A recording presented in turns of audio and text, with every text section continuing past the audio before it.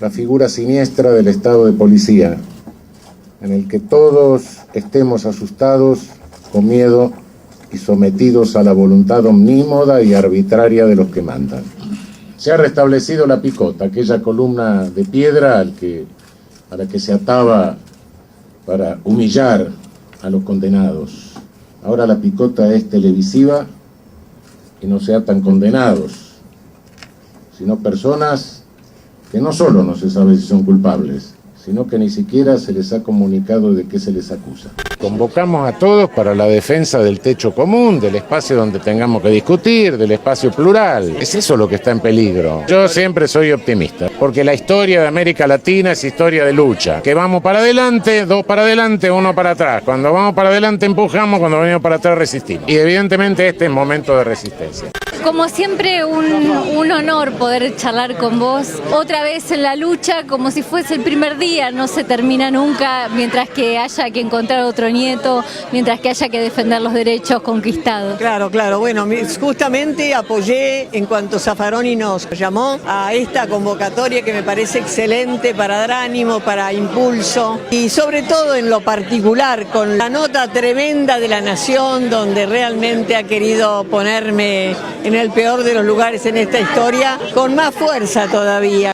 Axel Kicillof, es un momento difícil, nunca vimos de esta manera la oposición denunciando la falta de derecho en la Argentina. Sí, es muy extraño también. Estamos ante un gobierno que al ser oposición nos reclamaba por nuestra presunta manipulación de la justicia, los presuntos problemas de libertad de prensa. Los medios que iban a desaparecer. De acoso a la oposición y por la ley de medios efectivamente la desaparición de voces críticas. Y nos encontramos después de casi 2 años de gobierno con que hay una manipulación tan explícita de la justicia que se hace prácticamente por la tele y por los diarios. Se le avisa a un juez que si no hace lo que quiere el Ejecutivo va a sufrir consecuencias, va a ser destituido. También a toda la oposición la tienen al sindicalismo. La batalla se renueva, esta es otra etapa. Y es otra etapa porque tal como lo adelantamos en la campaña electoral, el gobierno se había reservado para después de las elecciones una serie de decisiones que van a afectar muchísimo la calidad de vida de los argentinos y también pretende arrasar con derechos, beneficios que a lo largo de muchísimos años la sociedad argentina fue obteniendo. Nosotros quisimos hacer una alerta anticipatorio, pero bueno, apenas alcanzamos a representar un sector no menor del 37%,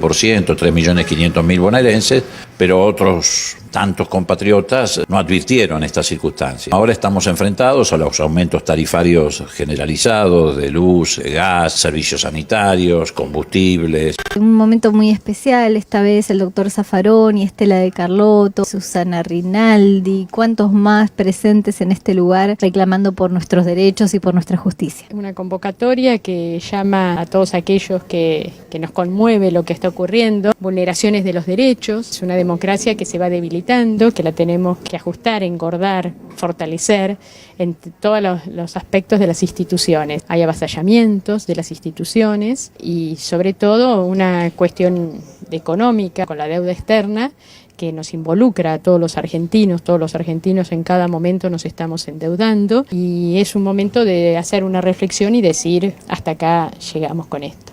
Y esta vez haciendo la resistencia junto a quienes definen qué es lo que está pasando con la democracia en la Argentina. Efectivamente, esta resistencia que cada vez es mayor, resistencia pacífica pero firme, gracias por supuesto a que los organismos de derechos humanos no hemos bajado los brazos a pesar de los años que tenemos. Desgraciadamente hemos retrocedido como hace 40 años a pedir justicia, a pedir aparición en su momento con vida, por ejemplo, por Santiago, y ahora es justicia, porque lo de Santiago, por ejemplo, Maldonado, es desaparición forzada seguida de muerte. Entonces, que a 40 años tengamos que gritar, como lo hicimos en su momento, aparición con vida, que en un gobierno constitucional haya presos políticos, como Milagro Sala y sus compañeros de la Tupac, los despidos, la totalmente represión a la libre expresión, es un horror. Sinceramente se están viviendo momentos muy difíciles, pero ves, como hoy,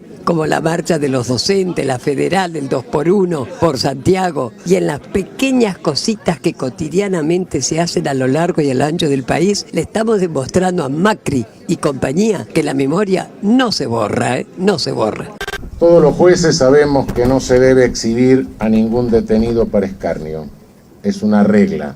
Pero ahora parece que ese es el destino de los opositores. Lo que se está haciendo son cosas vergonzosas. Lo de Milagro Sala es algo verdaderamente penoso, realmente penoso. No les importa ni la salud ni la supervivencia de una persona. Lo de Milagro Sala y sus compañeros es algo vergonzoso. Cuando hablamos de la justicia no estamos en mejor situación. Vemos que se hace leña del árbol caído, que se muestran cosas que parecen más para un show mediático, aunque sea la cruda realidad de la que se está viviendo, y la justicia parece como nunca ser oficialista. Sí, tanto es así que hay algunos que ya no hablan más de Comodoro Pi, sino de Comodoro Pro, porque efectivamente ciertos sectores de la justicia, particularmente el Fuero Federal, han caído en una situación de servilismo, no solamente respecto al gobierno, sino respecto a los poderes dominantes. Se han transformado en un brazo armado de los poderes dominantes. Y han llegado ya a límites inconcebibles que están poniendo en riesgo el Estado de Derecho. Yo digo que está en riesgo el pacto democrático. Los argentinos en el 83 sellamos un pacto democrático, que lo fuimos consolidando con el paso de los años. Erradicar la violencia política como forma de resolver los conflictos en una sociedad, respetar el principio de legalidad, tanto es así que nosotros, hasta cuando nos tocó juzgar a las juntas militares, respetamos ese principio de legalidad a rajatabla, fueron juzgados por un tribunal civil, con el debido proceso, ejercitando el derecho a la defensa en juicio. También forma parte de ese pacto democrático no judicializar la política, respetar el funcionamiento de los poderes. Bueno, ese pacto democrático hoy ha sido sustituido por el gobierno de Macri por los aprietes, las intimidaciones y las extorsiones mafiosas. Todo es extorsiones. Extorsiones a los gobernadores, extorsiones a los intendentes, extorsiones a los dirigentes sindicales, extorsiones a la dirigencia política, extorsiones a los propios jueces que se muestran, digamos, remisos a alinearse con el oficialismo. El tema de los carpetazos. Claro, no es una cuestión abstracta del cumplimiento de derechos, la democracia, las libertades. Es un tema más concreto y que es concomitante, que es el hecho de que el gobierno de Macri hace estas cosas mientras sigue aplicando programas económicos absolutamente excluyentes en su resultado, absolutamente desindustrializadores, empobrecedores de buena parte de la sociedad. Entonces necesita una cobertura mediática y necesita también, evidentemente, la persecución de los opositores. El consenso democrático que está en jaque, la denuncia de que se está pasando por encima del Estado de Derecho, que se están dejando de lado la Constitución, los tratados internacionales, los códigos de procedimiento. Cada juez ahora tiene su propio código de procedimiento. Hay un libertinaje en la justicia federal que es espantoso. Ahora uno se pregunta, ¿por qué actúan de esta manera? Porque eso les da impunidad también a ellos. La mayoría de los jueces federales, no todos, pero la mayoría también están implicados en actos de corrupción, de manejo espurio de fondos. El temor al carpetazo. El temor al carpetazo. Que a su vez ellos se los trasladan a otros. Se los trasladan a dirigentes sindicales, a dirigentes políticos. Bueno, y por encima de todo eso está la gran extorsión del Grupo Clarín, que extorsiona a todos, sin diferenciación, a jueces, a políticos, a sindicalistas, etc. Está en peligro el espacio democrático, está en peligro el césped en que tenemos que jugar los partidos. No es que esté en peligro un equipo, y lo vemos claramente. Se quiere hacer un ministerio público como una oficina del Poder Ejecutivo. Cuidado, la opinión pública tiene que saber que el Ministerio Público es el que decide la política criminal, a quién se persigue penalmente y a quién no se persigue. Entonces, yo no sé si lo que se quiere es ¿La justicia oficialista? Claro, no sé si para perseguir a alguna gente, pero sí estoy seguro que para no perseguir a otros. Esto es corrupción selectiva, impunidad selectiva de la corrupción. Después tenemos el otro problema, que es que se terminó la imparcialidad en el Poder Judicial, hay persecución ideológica dentro del Poder Judicial, se echa jueces, se los persigue, se los amenaza, se amenaza con que van a derogar la ley de jubilaciones para que se produzca el desviejadero y se vayan antes de que le cambien la ley. Prácticamente casi se secuestró un senador para evitar que integre el Consejo de la Magistratura para someter a juicio a un juez. No sé, tengo casi 40 años que pasé adentro de la función judicial. Nunca vi esto. Realmente no lo vi nunca. Y en democracia mucho menos. Hablé con Zaffaroni porque hoy, precisamente hoy, mirá vos qué casualidad, a la mañana, alguien incendió en la puerta de su casa 2 autos. En un barrio que nunca tuvo ningún tipo de episodio de violencia. Zaffaroni vive a la vuelta de la comisaría 50, con la que tiene una muy buena relación, tiene cámaras de seguridad en su casa, y hoy, que es el día que va a brindar esta conferencia denunciando esta violación del Estado de Derecho en Argentina, casualmente aparecen en la puerta de su casa a las 8 de la mañana 2 autos incendiándose, que no eran de él, pero los que lo incendiaron probablemente creyeron que sí eran de él. Así que estamos frente a hechos intimidatorios muy serios. Además, hay que tomar en cuenta que Zaffaroni es miembro de la Corte Interamericana de Derechos Humanos. Tiene inmunidad diplomática, tiene inmunidad a su domicilio, pero bueno, la derecha nunca se pone límites a sí misma, ¿no? Temor, miedo a perder el cargo por manejos políticos, a ser escrachados por el monopolio mediático corporativo, a ser victimizados por inventos publicitarios, por noticias falsas, por los manejos de Goebbels, hoy teorizados exitosamente por especialistas en campañas de difamaciones bien pagas. Se quieren lodar a los jueces jubilados por cifras exorbitantes. Cuando se trata de la única ley jubilatoria que hay, un juez que se quiere jubilar tiene que usar esa ley. Se debe a los sueldos que se fija la Corte Suprema, porque las jubilaciones están en proporción a esos sueldos. De esa Corte Suprema del 2x1, de esa Corte Suprema que incumple tratados internacionales no solo suscritos por la nación, sino incorporados a la Constitución Nacional. De esa Corte Suprema que no tiene tiempo para tratar la vergonzosa prisión política de Milagro Sala y de sus compañeros. A eso se deben los salarios exorbitantes, que yo no los necesito, me sobra con la mitad. Lo que se quiere hacer, simple y sencillamente, es sembrar miedo entre los jueces a que se reforme la ley jubilatoria. Así mañana, para tener el derecho adquirido, todo el que tenga 60 años y un día se jubila. Quieren el desviejadero del Poder Judicial. Así se le producen vacantes en las que pueden nombrar a sus jueces dóciles. A los jueces propios que reclama el señor presidente de la República, con una sinceridad antirrepublicana digna del mejor objetivo. La doctora Carrió, 2x3, cuando el gobierno tiene alguna necesidad electoral, o como en este caso la necesidad de poner de rodillas al Congreso para que le apruebe las leyes de reforma laboral, de reforma previsional y de reforma impositiva, sale y lo amenaza al presidente de la Corte, a Lorenzetti, con que le va a hacer un juicio político porque es un corrupto. Juicio político que no termina de presentar nunca. Lo tiene como si fuera un palo para un comodín. De 2x3, ¿cómo reacciona Lorenzetti? Se asusta, agarra a Martín Irursun, que es hoy uno de los camaristas de más poder en la justicia federal, maneja 2 salas de la Cámara Federal. Irursun hace un fallo como el que hizo, diciendo de que cualquier exfuncionario está en condiciones de entorpecer una investigación y por lo tanto tiene que ir preso, aunque ni siquiera le notifiquen de qué causa se trata. Los jueces, algunos por intereses o por ideología, como el caso de Bonadío, se alinean con eso, u otros jueces, como el caso del hijo, se sienten presionados y hacen lo que hicieron con este enchastre que significó no solamente detener a una persona antes de la indagatoria, sino exhibirla públicamente como en la época de la Edad Media, poniendo la cabeza en la picota. La persecución de los opositores. Hoy se ha instalado el miedo en sectores sociales muy vastos que antes podían salir a manifestar sabiendo que no tenían ninguna consecuencia, y hoy ha habido represión, detenidos, infiltrados. Volvemos a las épocas más oscuras donde los procesos constitucionales de ejercicio de la libertad, de la posibilidad de reclamar, de peticionar ante las autoridades derechos básicos, son enturbiados con persecución judicial y de las fuerzas de seguridad. Esto tiene un extremo en la existencia de presos políticos, como el caso de Milagro Sala, y también debemos decirlo, alguien que está preso sin condena por pedido del Poder Ejecutivo es también un preso político. Entonces está pasando que también con casos de exfuncionarios del gobierno nuestro se está aplicando este rasero. ¿Es una nueva doctrina, las detenciones sin condena? Sí, esto es nuevo. Invirtió la carga de la prueba, invirtió el principio de inocencia. Por otra parte, esto es una confesión de antipolítica. Todo político, por el hecho de serlo, es un corrupto en potencia. La onda de sacarlos en pijama. Bueno, yo espero que Macri se salve de salir en patas y en pijama, porque por este camino le va a tocar también.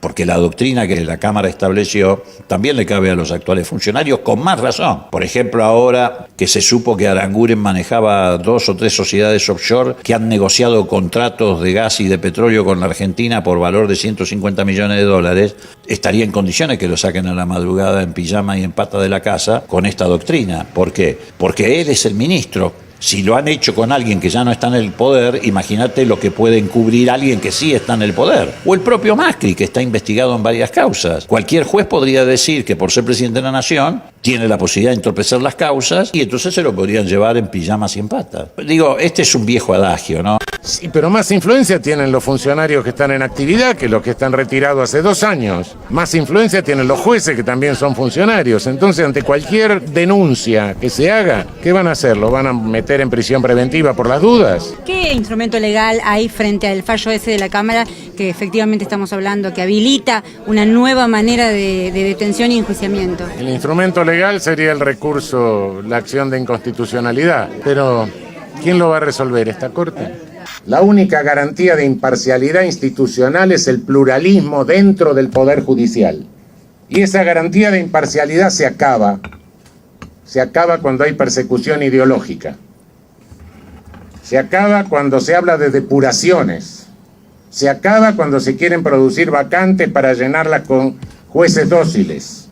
Se acaba cuando casi prácticamente se secuestró a un senador de la Nación para que no integre el Consejo a tiempo y poder someter a juicio político a un juez. Hoy solo se quiere obediencia a los mandatos de la publicidad del Poder Ejecutivo. Estamos, por otra parte, ante la inminencia de una nueva violación frontal a la Constitución Nacional. Se quiere reducir el Ministerio Público a una oficina del Poder Ejecutivo. El ejercicio de la acción penal va a quedar en manos del Ejecutivo, que no solo decidirá a quién se persigue, sino mucho más a quién no se persigue. Esto se llama impunidad selectiva de la corrupción. Los corruptores primero corrompen y luego usan a los corrompidos para alardear de impolutos, cuando tan delincuente por cohecho es el que ofrece como el que recibe, porque el cohecho es activo y pasivo. Los corruptores activos quieren manejar a los fiscales para garantizar su impunidad y seguir adelante con su campaña de antipolítica y sus negocios poco claros en refugios fiscales. Se quiere desbaratar el derecho laboral, incluso las primarias conquistas centenarias. Se quiere volver a la vieja Corte Repetto, a la que se negó a tomar juramento a los jueces laborales, a la que declaró inconstitucional el aguinaldo. Se desprestigia y se estigmatiza el sindicalismo. Se lo amenaza en todas las formas imaginables, para desbaratar a la fuerza del trabajo, para debilitarlas y dejarlas como decoración de una farsa democrática. Hay miedo en la sociedad. Es muy importante que sectores de la sociedad que no están enrolados en líneas políticas perciban esto y reaccionen también, porque el gobierno ha sido muy hábil para también en el contexto de la elección, no llegar a estos extremos, ¿no?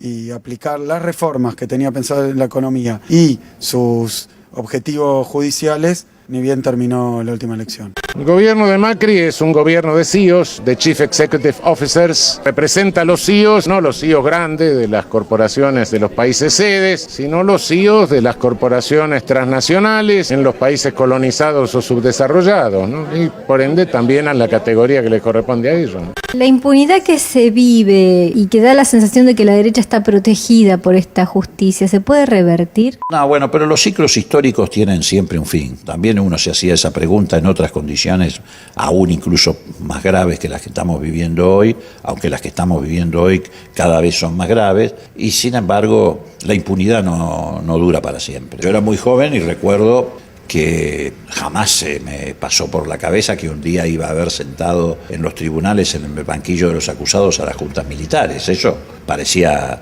Argentina año verde y sin embargo ocurrió. Digo, la impunidad no dura para siempre. Ahora, de todas maneras, estamos atravesando una etapa en la que esa impunidad les permite hacer cualquier cosa. Pero van a tener que dar cuentas al pueblo argentino, a las instituciones, a la justicia, al Parlamento argentino. Así que lo que hay que alertar es sobre esto, que están pasando por encima del Estado de Derecho, que han roto el pacto democrático y que han establecido un sistema de relaciones mafioso apoyado en la extorsión entre las distintas instituciones y en el sistema político argentino. ¿Cómo ve que la mitad del gabinete tenga cuentas offshore, cuentas afuera? No me llama la atención. ¿Qué es un autócrata de corporación transnacional? Una persona que busca la mayor ganancia en el menor tiempo y tiene ese mandato y no lo puede cambiar porque si no lo reemplazan por otro automáticamente porque es quienes están haciéndole competencia. Y por otra parte, estos autócratas de corporaciones transnacionales en el mundo, y bueno, son la nueva oligarquía planetaria, el 1% de la humanidad que junta tanta riqueza como la que gasta el 57% más pobre para sobrevivir o para morirse con paciencia. ¿Es delito tener una empresa offshore? Mire, las empresas offshore son ficciones. Y si uno hace una ficción, por algo la hace. Las empresas offshore sirven para evadir. Y hay una enorme asociación ilícita astronómica en el hemisferio norte que se dedica a reciclar dinero. Es decir, hay una enorme asociación ilícita de encubrimiento por receptación de toda la criminalidad organizada y la evasión planetaria. Quien participa de eso es sospechoso de que algo de eso está haciendo, ¿no? Hubo momentos peores en nuestra historia nacional, en la historia regional. Soy optimista porque pese a todo, a lo largo de toda nuestra historia hemos logrado definir lo que somos los latinoamericanos y aquí estamos, y no solo estamos, sino que somos, pese a todas las resistencias, a todas las regresiones que sufrimos. De modo que en el balance final seguimos estando y sobre todo siendo.